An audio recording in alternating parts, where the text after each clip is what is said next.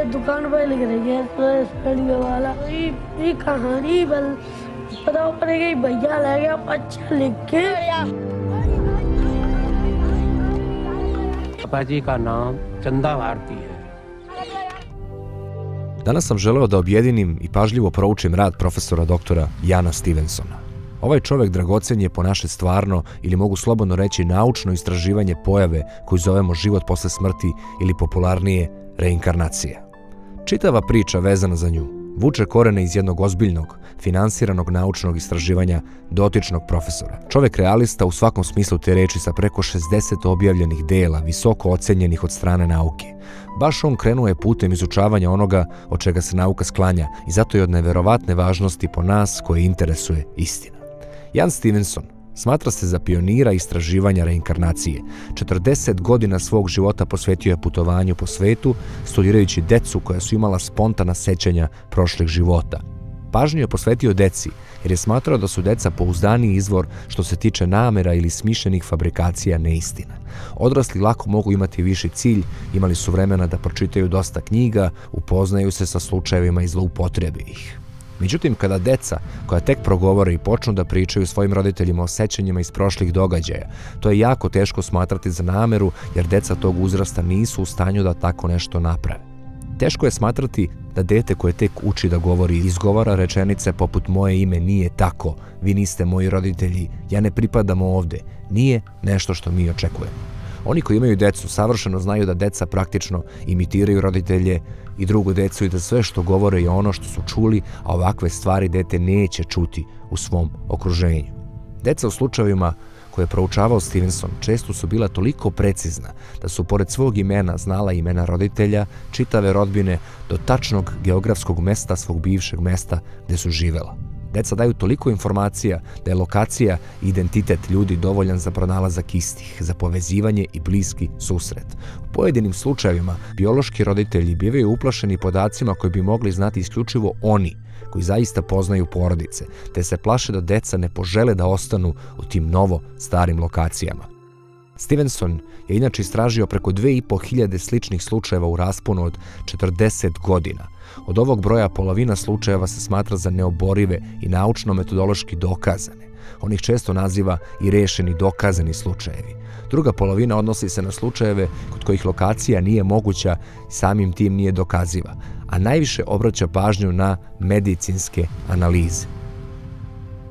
Jan Stevenson nije ovo radio iz religioznih pobuda, bio je direktor univerziteta u Virdžiniji, poreklom Kanađanin i po struci psihijatar. Izučavao je biohemiju i radio na lekovima za depresiju, dakle reč je o cenjenom naučnom kadru.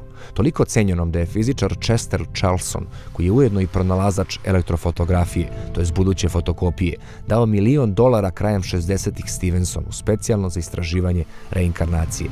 Zamislite, $1 milion krajem 60-ih je bila ogromna količina novca, dakle čovek mu je verovao. Dr. Stevenson osmislio čak i metodologiju i mrežu povezanih naučnih istraživača po celom svetu, kojima je bio zadatak da što pre dođu na lokaciju gde određeno dete progovori o tome, ne bi li tako dokumentovao tačno ko je šta i kada rekao. U početku fokus bio je na zemljama kojima reinkarnacija nije nepoznato verovanje, poput Istoka, jer u Americi, koja je pretežno hrišćanska zemlja, roditelji su nečesto suzbijali sećanja dece misleći da pričaju gluposti. Međutim, danas je već drugačija priča i sve je više slučajeva i u hrišćanskom svetu. Jan Stevenson pisao je knjige o svom istraživanju fokusiran na naučni jezik i teško su čitljive običnom čoveku. Naravno, kao što već pretpostavljate, kolege Jana Stevensona nisu bili oduševljeni njegovim istraživanjem, iako je pisan upravo jezikom za njih, isključivo za njih. Njegove knjige su pisane naučnim, metodološkim jezikom i ko želi, trebalo bi da ih pročita. Ja ću sada proći kroz najzanimljivije slučajeve profesora Jana Stevensona. Libanski slučaj. Dete je konstantno uzimalo slušalicu i zvalo osobu po imenu Leila.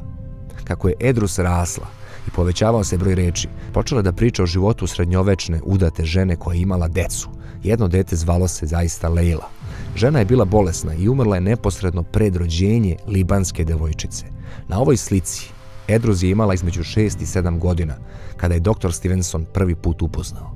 I dalje je uporno pričala o svom prošlom životu. sada već sposobna i za ozbiljnije stvari.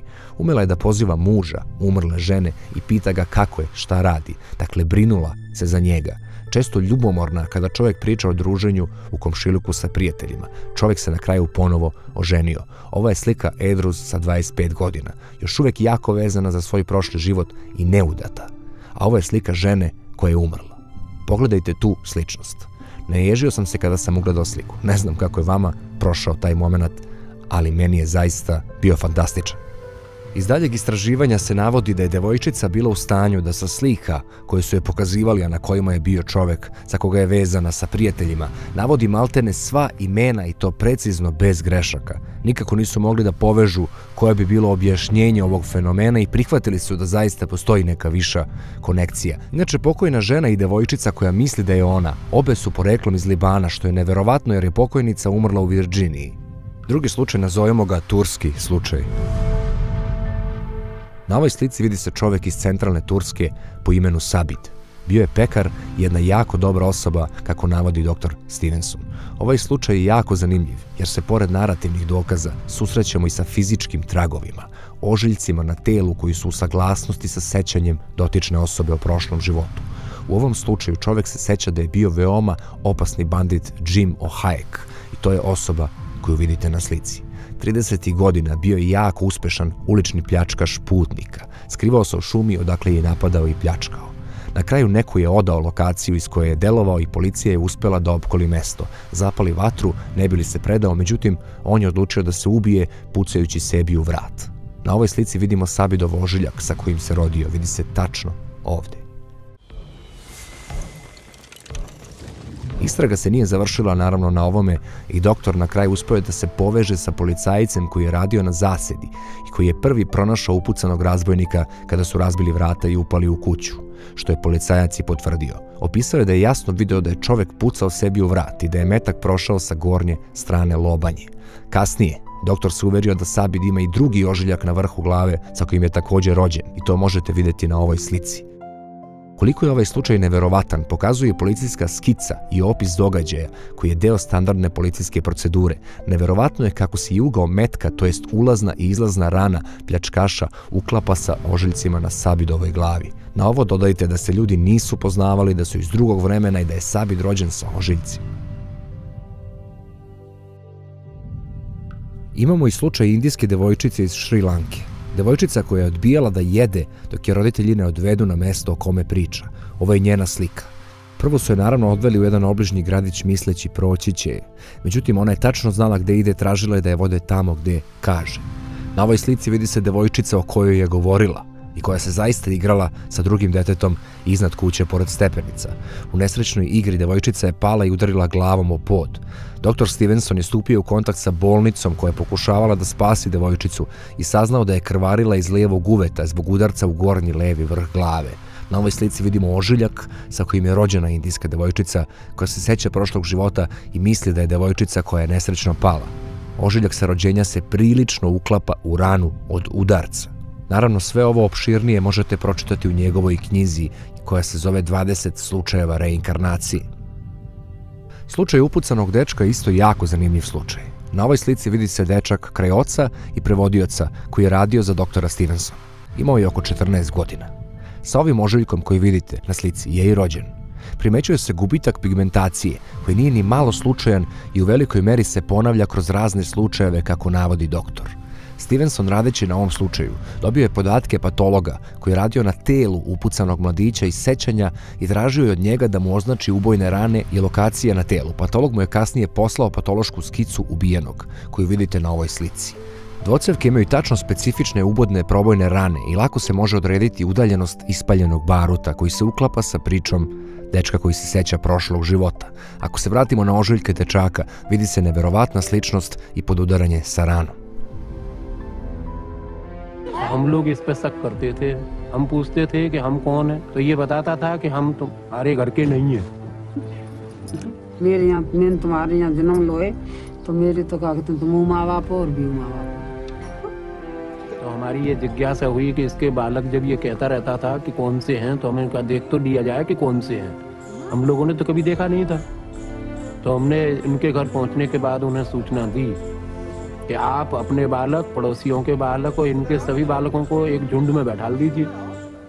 जब हमने कहा कि आप ये बताइए कि रोनी सोनी कौन से हैं जिनके लिए आप रोज कहते रहते हो। Pored slučajeva koje ste čuli, izdvojio bih i čoveka po imenu Walter Semkiv, fizičar po struci koji je predsjednik Instituta za integraciju nauke, intuicije i duha, koji je veliki poznavalac slika i dela doktora Stevensona i koji navodi da postoje i razlozi nepodupiranja dalje istrage ovog fenomena.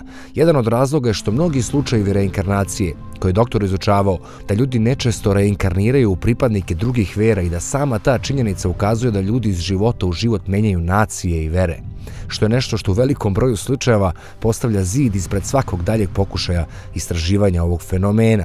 Dakle, tema i dalje ostaje tabu. Sa druge strane, i sam Stevenson navodi koliko je malo ljudi iz nauke bilo spremno da zađe u njegov rad. Zašto je to tako i zašto se ljudi boje nepoznatog je jako dobro pitanje, pogotovo ako vam je opredeljenje nauka. Baš tada bi interesovanje ka novim shvatanjima trebalo da bude prioritet. Barem ja tako mislim. Ja mislim da mi znamo tako malo o svetu u kome živimo i da je neverovatno konstantno odbacivanje bilo kakve veze nevidljivog spektra i fizički merljivog. Čini se da ni najveće koincidencije koje smo čuli kroz slučajeve nisu dovoljan dokaz skepticima da duh nije samo puki nusprodukt biohemije organizma i da postoji viša smisao, pogotovo ako imate i fizičke tragove na telu koji se podudaraju sa pričama. Da ne pominjemo poznavanje imena, lokacija i svega drugog. Nije dovoljan ni dokaz da su sva dela ostvarene tehnologije nekada bile samo ideje ili slike velikih umetnika. Zašto je današnjem čoveku nepojmljivo da duh može biti nezavisni oblik energije, iako je u isto vreme svaki čovek svestan svoje energije iznutra? Stvarno ostaje misterija. U svakom slučaju, istraživanje doktora Stevensona je od velike dragocenosti, jer da se nije desilo, danas bi teško mogli da poverujemo u bilo koji skorašnji slučaj, jer je internet pretrpan lažnim vestima. Jako je važan Stevensonov kredibilitet i što je iz sveta čiste nauke ušao u istraživanje duhovne strane ljudske civilizacije. Ovih nekoliko slučajeva koje smo prošli imaju i medicinsku i fotografsku potporu, kao i naučni metod iza sebe. Zato ne bi bilo loše pomenuti i po koji noviji slučaj. Naprimjer, jako zanimljiv slučaj je slučaj dečaka iz Glasgowa koji se seća svog prošlog života na udaljenom škotskom ostrvu. Po imenu Cameron McCauley, živi sa majkom i sa starijim bratom.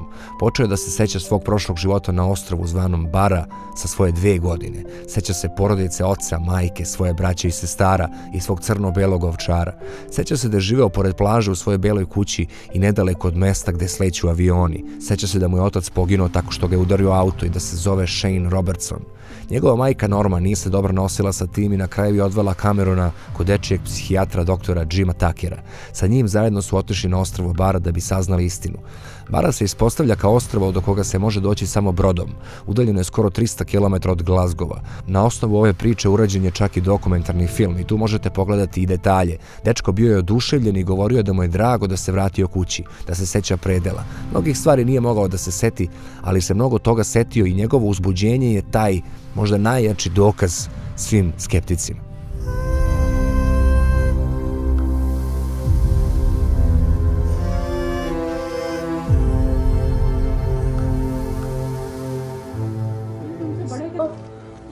पूरा दूसरा है, मेरे तो पैसे रहते ये सब पैसे लगते और अल्लाह दवा से लेना ऊपर से नीचे से और वेला से जे तो पैसे पहले कौन मेरे को ये लगता है कि मेरे हस्बैंड ने जन्म दिया है और मानते भी हैं मगर जाते भी हैं सोचते भी हैं।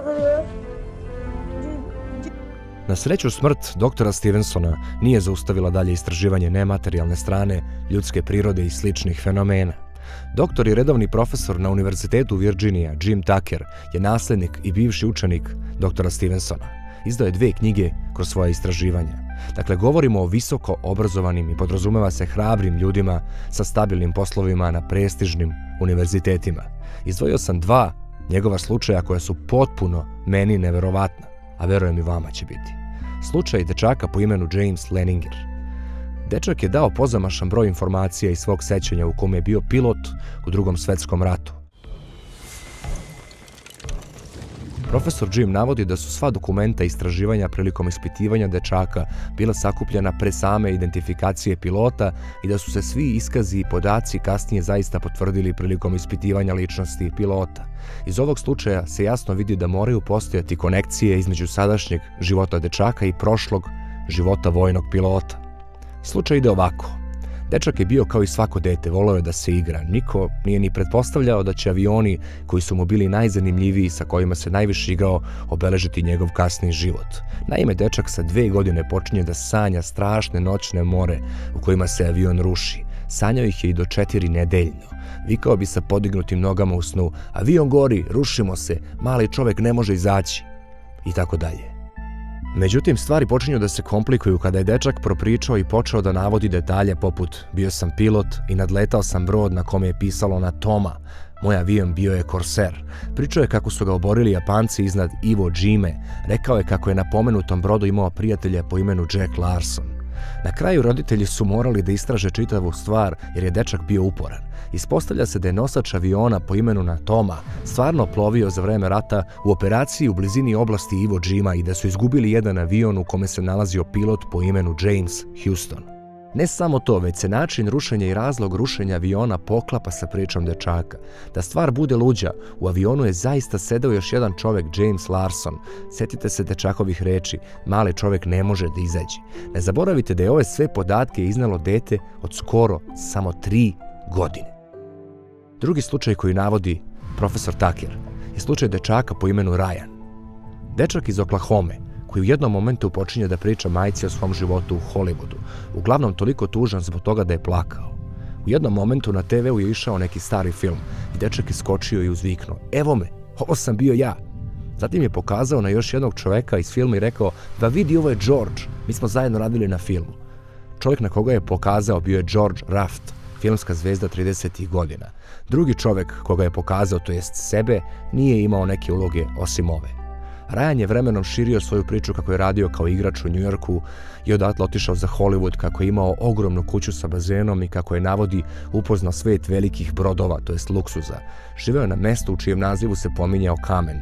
Njegova majka, kao i svaka majka, na kraju napisala je pismo upravo profesoru Jimu Tuckeru o kome pričamo. I Tucker je preko hollywoodskih arhivista pokušao da pronađe trag glumcima. Bilo im je čudno da nepoznati statista može imati toliko bogatstvo, ali su nastavili. Na kraju pronalaze podatke statiste i ispostavlja se da je bio dotični Marty Martin, koji je zaista bio igrač u Njujorku, pa statista u filmovima, ali ubrzo otvara agenciju za talente koja doživljava veliki uspeh i na kraju završava u Evropi na Queen Mary, gde već zaista postaje bogat toliko da kupuje vilu sa bazenom u oblasti Rockbury.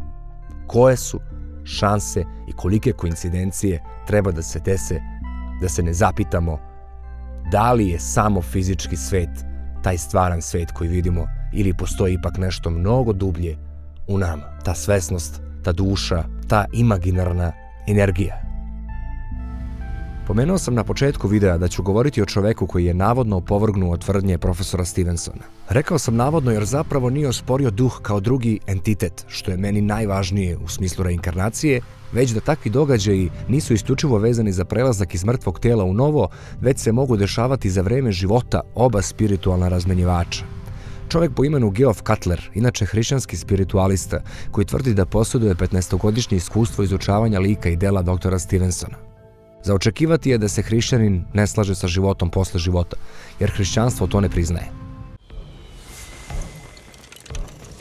Između ostalog, Cutler navodi da poštuje i cijeni rad doktora Stevensona, jer je u svojoj knjizi 20 slučajeva koji ukazuju na reinkarnaciju napisao jedan koji nije uspio da zatvori i objasni, i da samo pravi naučnici znaju da baš taj jedan koji ne možete dokazati može oboriti čitavu vašu hipotezu.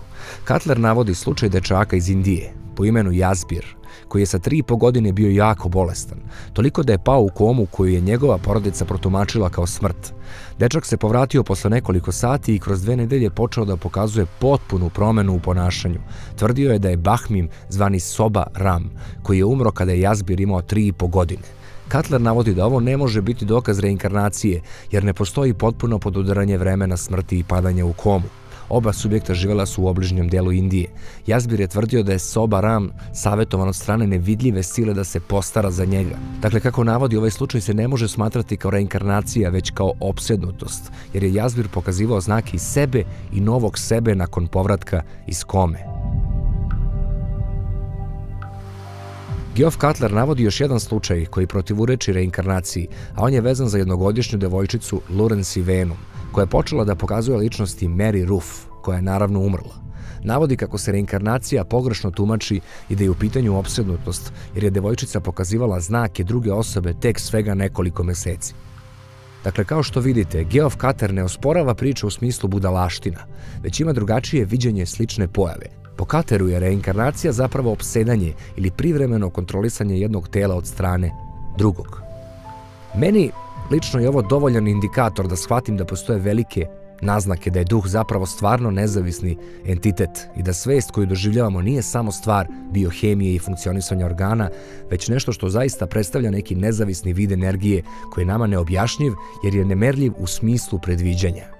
Međutim, treba uzeti naravno u obzir da ljudi nisu u stanju ni da predvide vreme u dužem periodu, niti zemljotres ili tsunami, a kamoli ovakve neke stvari.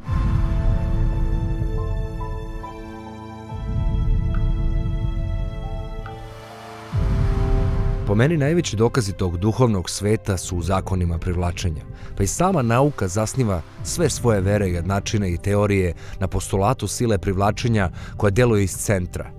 Opisali su je masom i smatraju da znaju kako deluje, ali sami naglašavaju kako zapravo ne znaju šta je. Ljudi doživljavaju zakone privlačenja čitav svoj život. Ja lično sam do sada ostvario veliki deo onoga što sam želeo. Siguran sam da na kraju svako dobija ono čemu teži, samo je potrebno vreme. Na osnovu svih pokazatelja te nevidljive misaone sile pa i sam duh zaista se dokazuju kroz vreme. Nažalost, iako se zna da deluju, od njih nema materijalnih koristi i zvanične ustanove nemaju interesa od izučavanja istog. Čuli ste i sami, ako bi se reinkarnacija priznala ili opsednutost kako hrišćani gledaju na to, bio bi to dokaz da ljudi ne pripadaju verama, već tim nevidljivim silama svesti i duha koje postoje u nama i okolo nas. Neverovatna mi je povezanost i novih hipoteza o poreklu sveta u kome živimo. Verovatno su mnogi od vas upućeni u hipotezu simulacije, na primjer, gde inteligentni dizajner, nazovimo ga Bog, stvara ovaj naš svet tehnologijom kojom vlada. U našem slučaju je to fizički svet perceptivnog karaktera gdje mi ljudi doživljavamo fiziku i hemiju oko nas svojim biološkim karakterom. Nije tajna da smo se uverili u nesavršenost naše tehnologije, koju sami izrađujemo, i često čujemo reč bug u programu. Koliko se samo puta to dešava na YouTube-u gdje je isprogramiran sistem sam od sebe izvodi problem koji ljudi zatim prijavljuju, a programeri ispravljaju. Iako ove dve stvari na izgled nisu povezane, ukazuju da bi u našem svetu trebalo očekivati pojave takvog karaktera, a one se upravo mogu oslikavati kroz reinkarnaciju ili opsednutost. Naravno, ljudima je uvek prihvatljivije da odbace retke stvari i proglase ih za budalaštine. Ista ova priča može biti preslikana naravno i na prirodni fenomen vere ljudi u Boga. Nauka tvrdi kako je to sve nastalo iz straha ili divljenja prirodnim fenomenima, što donekle ima logike, ali isto tako je nesporno da i danas ljudi duboko u sebi, a pogotovo što su stariji, imaju težnju da se vraćaju Bogu. Pa i sami naučnici često naglašavaju veru u Boga, poput Tesle i raznih drugih naučnika. I ovo se ne može zanemariti, sam čovek nastao je rađanjem. Sve ima svoj početak i kraj u svetu, koji doživljavamo i čovek očekuje isto i u tom višem stepenu. I na samu pomisao da smo prihvatili infinitivnost kao opciju, čovek u dubini misli veruje da ona mora imati svoj prvobitni okidač, nazovimo početak. Iz tog verovanja naravno proisteklo je verovanje u neki vid duhovne energije ili sile koja obličava i povezuje naše telo sa našim mislima i čini ono što mi nazivamo svest. U ovom videu ko je pogledao zna, donekle sam načeo tu temu. Zaista, kako koračamo kroz život i upoznajemo ljude, shvatamo da postoje oni svesniji i manje svesniji. Po tome biramo svoje prijatelje. Naši prijatelji moraju odgovarati našem unutrašnjem sluhu. Moraju biti na našoj frekvenciji, na našoj talasnoj dužini, kako često kažemo. Nije to samo sličnost. To je i neka dublja tajna veza. Problem je što u današnje vreme čovek je sveden na to da troši jako malo vremena za duhovno delovanje. Živimo u materijalizmu koji nema naznake usporavanja, već je sve intenzivniji. Iz svega ovog navedenog ne bi trebalo da postoji problem prelaska na taj stepenik da se jednostavno oslobodimo i počnemo da razmišljamo o tome. Zaista, ako je sve oko nas zakon privlačenja, pa zašto nama ne bi upravljao neki nama nevidljiv zakon, sila, svest, duh? Zašto? Zašto smo tako sigurni da ono što ne vidimo i ne postoji, a osjećamo ga? Razmislite o tome, moji dobri ljudi. Volim vas, Fes. Do sljedećeg videa. Pozdrav.